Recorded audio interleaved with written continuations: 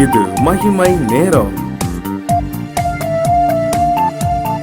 பிதாவாகிய தேவனாலும் கர்த்தராகிய இயேசு கிறிஸ்துவினாலும் உங்கள் எல்லாருக்கும் கிருபையும் இரக்கமும் சமாதானமும் உண்டாவதாக. இந்த வாரத்தின் தொடர் செய்திகளை நீங்கள் ஒழுங்காக கேட்டீர்கள் என்று நான் நம்புகிறேன். கேட்டது மாத்திரமல்ல, உங்கள் குடும்பத்தின் ரட்சிப்புக்காக என்னெல்லாம் செய்ய முடியுமோ அதெல்லாம் யோசித்து செய்யுங்கள். இவ்வளவுதான் வழி என்று நான் சொல்லவில்லை.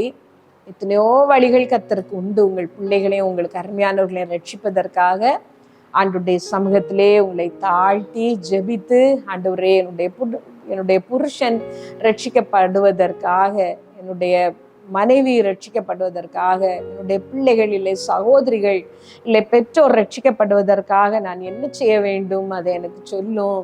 அவருடைய ஆத்ம மீட்பு அருமையானது. ஆண்டவரே, உங்களுடைய ராஜ்யத்திலே நான் வரும் பொழுது அவர்களையும் நான் அங்கே காண வேண்டும். அதற்கு நான் என்ன செய்ய வேண்டுமோ அதை நீர் எனக்கு சொல்லித்தாரும் என்று சொல்லி ஆண்டவருடைய சமூகத்திலே உங்களை தாழ்த்தி ஜெபியுங்கள். கர்த்தர் உங்களுக்கு உதவி செய்வார். இந்த வாரத்திலே நாம் சில காரியங்களை நாம் பார்த்தோம். நம்முடைய நடக்கைகளை நாம் மாற்ற வேண்டும், விசுவாசிக்க வேண்டும் கர்த்தரை என்று பார்த்தோம். ஒற்றுமைக்காக நாம் ஏதாவது செய்ய வேண்டும் என்று சொல்லி பார்த்தோம். நம்முடைய பிள்ளைகளுக்கு கர்த்தரை பற்றி போதிக்க வேண்டும், நம்முடைய குடும்பத்தினருக்கு கர்த்தரின் வார்த்தைகளை நாம் பேச வேண்டும் என்று சொல்லி பார்த்தோம். இந்த நாளிலே நாம் பார்க்க போகிற இன்னொரு காரியம், இந்த ரட்சிப்பு. நமக்கு அருமையானவர்கள் ஆண்டுடைய சமூகத்திலே வருவது மிக கடினமாக மாறும் பொழுது நாம் செய்ய வேண்டிய இன்னொரு காரியம் நெகேமியாவிலே நாம் பார்க்கிறோம். நெகேமியா 1 அதிகாரம் 4-6 வசனங்களை நான் வாசிக்கிறேன். இந்த வார்த்தைகளை கேட்டபோது நான் உட்கார்ந்து அழுது சில நாளாய் துக்கித்து உபவாசித்து மன்றாடி பரலோகத்தின் தேவனை நோக்கி அவர் ஜெபம் பண்ண ஜெபம் அதில் சொல்லப்பட்டிருக்கிறது. 6வது வசனம், உமது அடியாராகிய இஸ்ரவேல் புத்திரருக்காக இன்று இரவும் பகலும் உமக்கு முன்பாக மன்றாடி இஸ்ரவேல் புத்திரராகிய நாங்கள் உமக்கு விரோதமாக செய்த பாவங்களை அறிக்கையிடுகிற அடியேனுடைய ஜெபத்தை கேட்கிறதற்கு உம்முடைய செவி கவனித்தும் உம்முடைய கண்கள் திறந்தும் இருப்பதாக நானும் என் தகப்பன் வீட்டாரும் பாவம் செய்தோம். நாங்கள் உமக்கு முன்பாக மிகவும் கெட்டவர்களாய் நடந்தோம். நாம் பார்க்கிறோம், இதுல நெகேமியா தன்னுடைய ஜனத்தாருக்காக செய்த ஒரு காரியம், உபவாசித்து கர்த்தரை நோக்கி பார்த்தார். சில வேளைகளிலே ஒரு ஆத்மா ரட்சிக்கப்படுவது மிக கடினமாக மாறி விடுகிறது. எவ்வளவுக்கு எவ்வளவு அவர்கள் ரட்சிக்கப்பட வேண்டும் என்று நாம் பிரயாசப்படுகிறோமோ அவ்வளவுக்கு அவ்வளவு அவர்கள் கெட்டவர்களாக மாறி போகிறார்கள். ஆண்டவரை விட்டு தூரமாய் போகிறார்கள். ஆண்டவருக்கு பிரியமில்லாத காரியங்களை துணிந்து செய்கிறார்கள். அப்படி மாறும் பொழுது நாம் செய்ய வேண்டிய ஒரு காரியம், அவர்களுக்காக உபவாசித்து ஜெபிப்பது. பலவானை முந்தி கட்டினால் ஒழிய பலவான் வைத்திருக்கிற அந்த கொள்ளை பொருளை நாம் எடுக்க முடியாது என்று இயேசு கிறிஸ்து சொல்லியிருக்கிறார். சில வேளைகளிலே பிசாசு பலமாய் நமக்கு அருமையானவர்களை பிடித்து கொள்ளுகிறது. பாவங்களை அவர்கள் உணரக்கூடாத படிக்கு இந்த உலகத்தின் போக்கிலே அவர்களை இழுத்து கொண்டு போகிறது. என்னதான் நாம் பிரயாசப்பட்டாலும் முழுவதும் கர்த்தருக்கு விரோதிகளாக அவர்கள் மாறுகிறார்களே ஒழிய ஆண்டவருடைய அன்புக்குள் வந்த பாடில்லை. இந்த மாதிரி ஒரு நிலையிலே தான் நீங்களும் இன்றைக்கு இருக்கிறீர்களானால் உங்களுக்கு ஒரு வழி இருக்கிறது.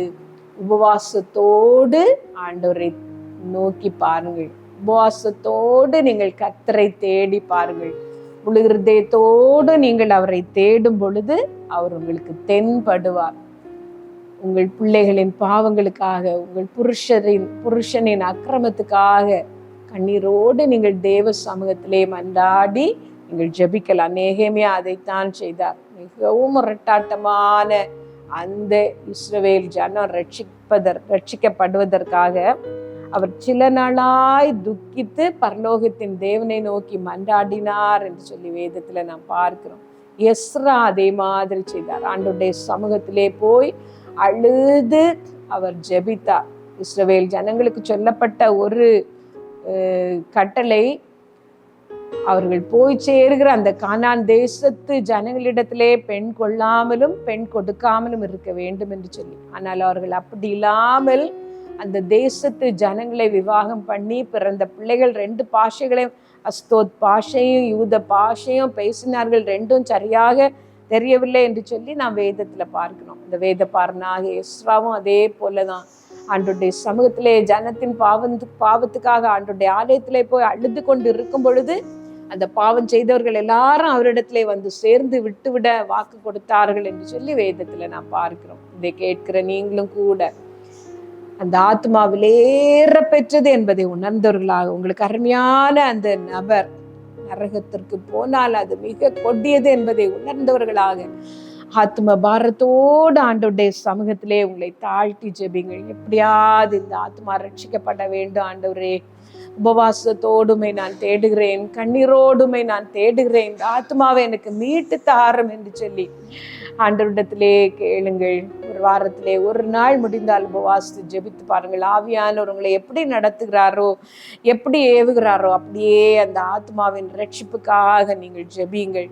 நீங்கள் நினைக்காத விதத்திலே கர்த்தர் தொடுவார். சீஷர்கள் இயேசுவினிடத்தில் கேட்டார்கள், அப்படியானால் ரட்சிக்கப்படுகிறவர்கள் சில பேர் தானோ என்று சொல்லி. ஆண்டவர் சொன்னார், மனுஷரால் கூடாதவைகள் தேவனால் கூடும். இன்றைக்கு உங்களுக்கு கூடாதது போல் தெரிகிற அந்த காரியம் கர்த்தருக்கு மிக லகுவானது. அவர் ரட்சிப்பார், அவர்களை அவருடைய பிள்ளையாக அவர் மாற்றுவார். அவர்களோடு கூட நீங்கள் ஆராதிக்கும் பொழுது உங்கள் வீடு எவ்வளவு அழகான ஒரு பரலோகமாக, ஒரு குட்டி பரலோகமாக மாறும் என்பதை தரிசித்து பாருங்கள்.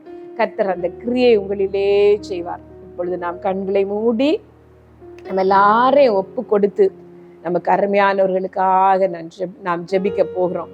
ஒரு நிமிஷம் ஆண்டவர் உங்களை ரட்சித்ததுக்காக, அந்த உளையான சேற்றிலிருந்து உங்களை தூக்கி எடுத்ததுக்காக ஆண்டவருக்கு நன்றி சொல்வீர்களா? நன்றி ஆண்டவரே, நன்றி ஏசப்பா, நன்றி ஏசப்பா, அந்த பாவ சேற்றிலிருந்து என்னை தூக்கி எடுத்தீரே, உமக்கு நன்றி என்று சொல்லுங்கள். உம்மை அறியாதவளாக நான் இருந்தேன், உம்மை விட்டு தூரமாய் போனவளாக நான் இருந்தேன். இந்த காரியத்தினால், இந்த சம்பவத்தினால், இந்த ஒரு விஷயத்தினால் நீர் என்னை ரட்சித்தீர், உம்மை ஏற்றுக்கொள்ள வைத்தீர். கர்த்தாவே, என்னுடைய ஆத்தும மீட்பு உமக்கு அருமையாக இருந்தது. இப்போது ஆண்டவரே, நீர் சொன்ன அந்த வார்த்தையை விசுவாசித்து நான் ஜெபிக்கிறேன். கர்த்தராகிய இயேசு கிறிஸ்துவை விசுவாசி, அப்பொழுது நீயும் உன் வீட்டாரும் ரட்சிக்கப்படுவீர்கள் என்று சொல்லி. ஆண்டவரே, என் வீட்டாருக்காக நான் ஜெபிக்கிறேன் அப்பா, எனக்கு உதவி செய்யும் என்று கேளுங்கள். ஹல்லேலூயா, ஹல்லேலூயா, ஹல்லேலூயா. தகப்பனே, உம்முடைய சமூகத்தில் எங்களை தாழ்த்தி தருகிறோம்ப்பா.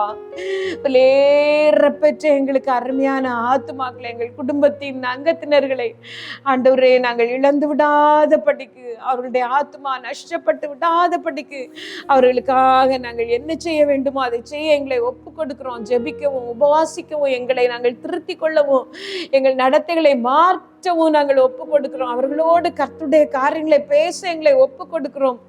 ஆண்டவரே, எங்களுக்கு நீர் உதவி செய்யும்பா, ஒரு உதவி செய்யும் ஏசப்பா. எங்களுக்கு அருமையான ஒவ்வொருவரையும் ஆண்டவரே, எங்க சகோதரிகள் சகோதரர்கள், எங்கள் பெற்றோர் எல்லாருக்காகவும் நாங்கள் ஜெபிக்கிறோம் ஏசப்பா. அன்னைக்கு இஸ்ரவேல் தேசத்துல உள்ள ஜனங்கள், எகிப்திலிருந்து புறப்பட்டவர்கள் குடும்பமாக பிழைத்தார்கள் ஆண்டவரே. நோவா குடும்பமாக பாதுகாக்கப்பட்டார். எங்கள் குடும்பமும் பாதுகாக்கப்படட்டும் ஆண்டவரே.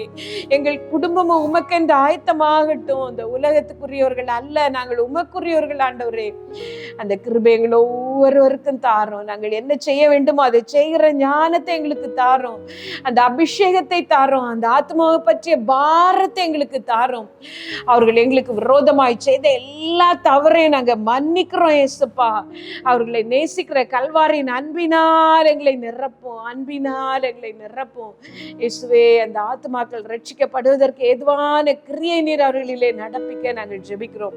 இப்போது தகப்பனே, இந்த மகிமை டிவிக்காக நாங்கள் ஜெபிக்கிறோம். இயேசுவின் நாமத்துல நாங்க அதை ஆசீர்வதிக்கிறோம்ப்பா. நீர் ஆசீர்வதியும், ஆசீர்வதியும் ஏசப்பா, ஆசீர்வதி ஆண்டவரே.